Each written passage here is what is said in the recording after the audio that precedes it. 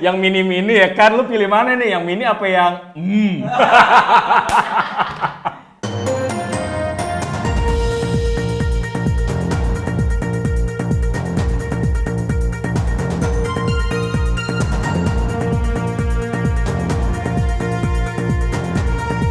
Selamat malam para pemirsa, selamat datang kembali di WG, di mana kita akan memberitahukan kalian kabar seputar update terkait gadget dalam satu pekan belakangan ini dalam waktu Indonesia bagian gadget. Kabar pertama datang dari Asus, yang lama tak terdengar, akhirnya Asus Zenfone 8 kabarnya sudah dalam proses pengerjaan. Informasi ini sudah mulai tercium di berbagai media, bahkan ada pula yang menyebutkan kalau Zenfone 8 series nantinya akan memiliki dua versi, yaitu versi reguler dan versi Pro. Spesifikasi utama dari model tersebut dilaporkan akan ditenagai chipset Snapdragon 888, yang memang menjadi andalan HP flagship masa kini. Selain itu, layarnya juga dicurigai akan menggunakan panel AMOLED dan punya refresh rate hingga 120 Hz. Lalu untuk sektor kamera, perangkat ini memungkinkan akan dibekali dengan kamera depan beresolusi 24 megapiksel OmniVision. Sementara untuk setup kamera belakangnya, Asus dikabarkan akan membekalinya dengan triple kamera dengan konfigurasi lensa Sony IMX686 64 megapiksel, lensa Sony IMX363 12 megapiksel, dan lensa OV08A 8 megapiksel. Nampaknya patut ditunggu, seperti yang kita tahu bahwa Asus Zenfone 7 saja tidak masuk secara resmi di Indonesia. Apakah Zenfone 8 ini dengan spesifikasi yang cukup mumpuni masuk atau enggak nih? Jangan lu masuk, enggak nih. Jangan masuk keluar, masuk enggak nih, ya kan? Ya, yang mana nih yang di Wah, nggak beres. Mencoba menarik minat khalayak banyak, nampaknya iPhone 12 mini tidak laku juga di pasaran. Berdasarkan laporan Nikkei Asia, Apple telah memangkas produksi iPhone 12 mini pada paruh pertama di tahun ini. Dilaporkan telah berkurang hingga 70% atau lebih pada paruh pertama di tahun ini, di mana mayoritas pemotongan 20% dalam total produksi iPhone 12. Bahkan beberapa pemasok telah diminta untuk sementara berhenti memproduksi komponen khusus iPhone 12 mini. Sementara di bagian lain dialokasikan kembali ke iPhone 12 Pro dan iPhone 12 Pro Max.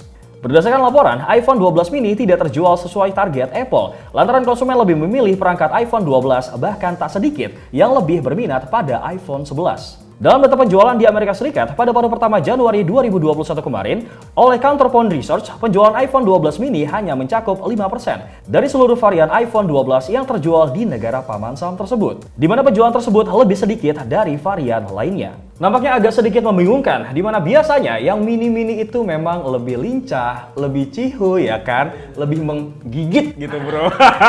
Yang mini-mini ya kan, lu pilih mana nih, yang mini apa yang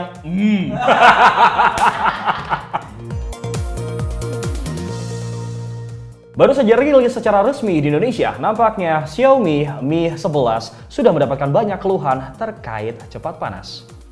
Banyak sekali yang menyebutkan Xiaomi Mi 11 cepat mengalami panas karena chipset Snapdragon 888. Menurut Alvin, selaku Country Director Xiaomi Indonesia, Snapdragon 888 merupakan prosesor paling powerful saat ini. Karena teknologi baru, Xiaomi jadi lebih butuh waktu untuk mengoptimalkan HP menjadi lebih balance dalam power, efisien, dan juga performa. Menurutnya, karena Xiaomi Mi 11 merupakan HP pertama yang menggunakan chipset Snapdragon 888, perusahaan pun butuh waktu untuk menyesuaikan daya tahan HP ini. Selain itu, Xiaomi juga akan bekerja sama dengan Qualcomm untuk mengoptimalkan Xiaomi Mi 11.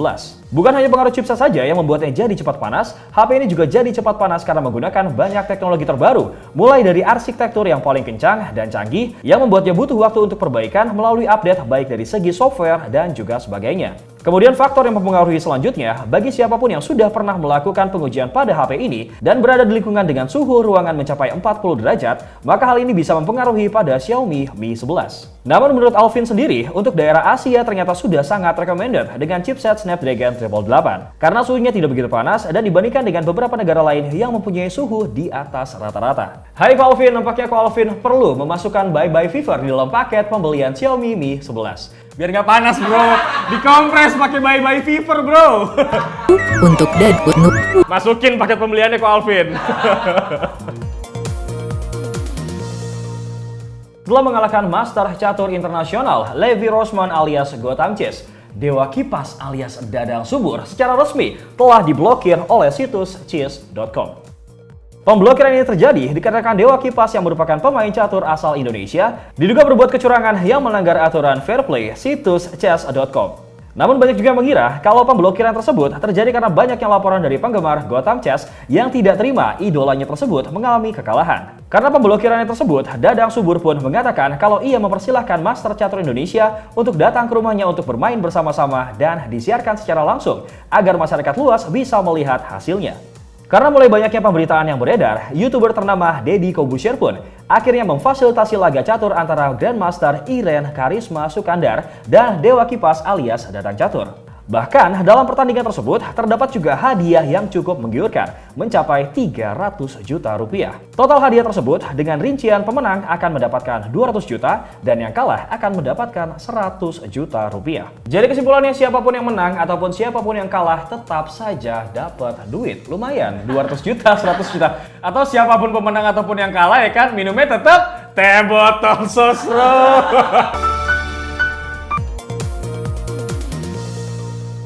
Lewat acara Galaxy Awesome Unpacked pada Rabu malam kemarin, Samsung akhirnya resmi memperkenalkan 3 produk terbarunya mereka, yaitu Samsung Galaxy A32, Samsung Galaxy A52, dan Samsung Galaxy A72. Pada Galaxy A32, Samsung menghadirkan layar Super AMOLED berukuran 6,4 inci yang mempunyai refresh rate sampai 90 Hz. Pada bagian kamera, terdapat 4 buah kamera belakang yang diantaranya 64 MP kamera utama, 8 MP ultra wide kamera, 5 MP depth sensor, dan 5 MP makro kamera. Sementara untuk kamera depannya sendiri berkekuatan 20 MP.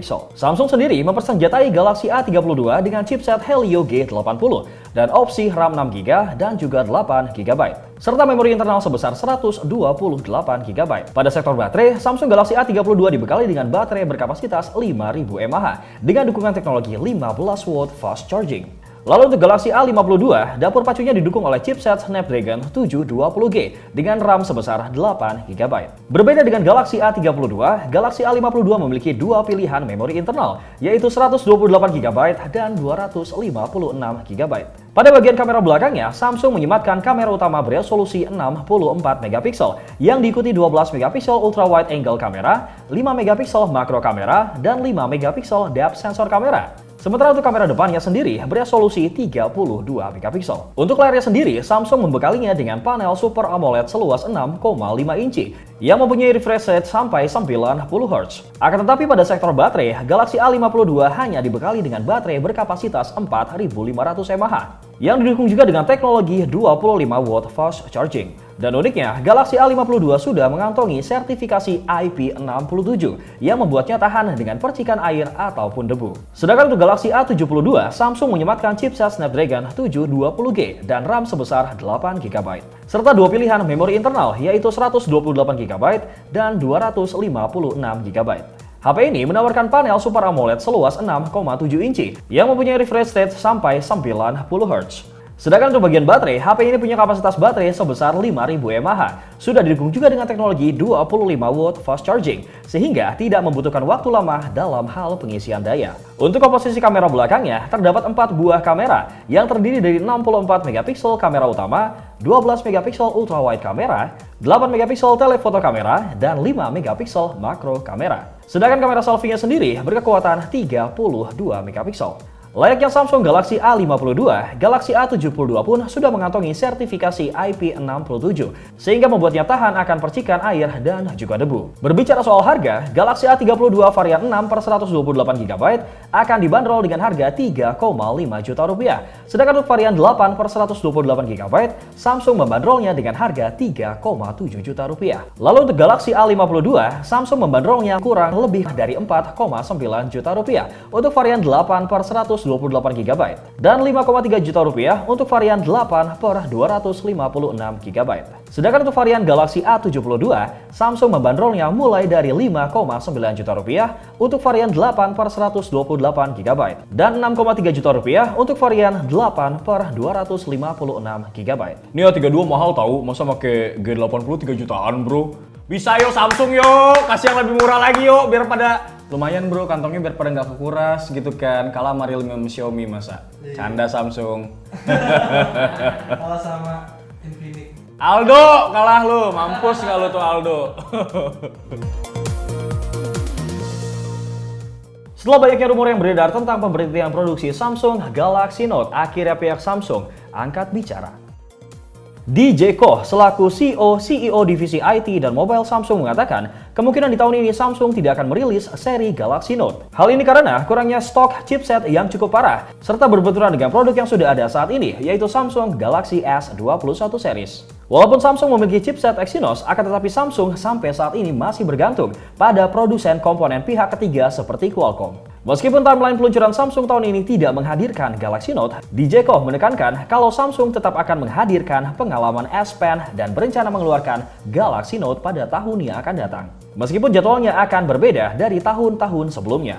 Untung saja DJ Koh langsung angkat bicara, bukan angkat beban atau angkat kaki mungkin. Resign bro, DJ Koh angkat kaki bro, lu bayangin. Canda DJ Koh. Sebelum kita masuk ke kabar terakhir, alangkah baiknya kalau kalian tertinggal kabar update seputar gadget di minggu-minggu yang lalu, kalian bisa masuk ke channel YouTube Ricebook, kemudian playlist Waktu Indonesia bagian gadget. Berita terakhir datang dari pihak Xiaomi yang telah meluncurkan produk terbarunya mereka yaitu Poco X3 Pro. Rilis secara global pada Senin kemarin, Poco X3 Pro hadir dengan fitur menarik dan harga yang tidak terlalu mahal. Pada segi desain, Poco X3 Pro dibekali dengan panel LCD beresolusi Full HD+, berukuran 6,67 inci yang mempunyai refresh rate sampai 120 Hz. Pada sektor dapur pacu, HP ini mengandalkan Snapdragon 860 yang diduetkan bersama RAM 6GB dan juga 8GB.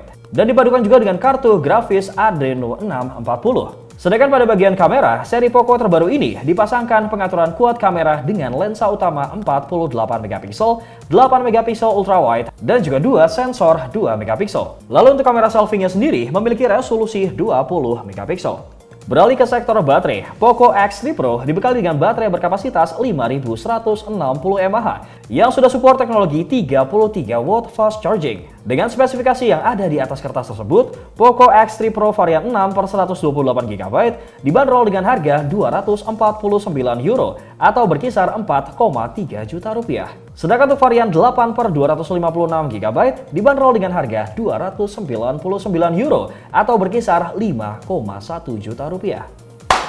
Ini baru namanya Xiaomi, harga bersahabat ya kan, spesifikasi juga berbakat. Ini nggak sih bro, gue nggak ngerti nih bakatnya bakat apa nih. Scriptwriter gobel bikinnya, nggak paham gue. Cringe anjir, bye. Sekian dulu kabar seputar update terkait gadget dalam satu pekan belakangan ini di Waktu Indonesia bagian gadget. Bewok dan segenap kru yang bertugas pamit, salam gadget.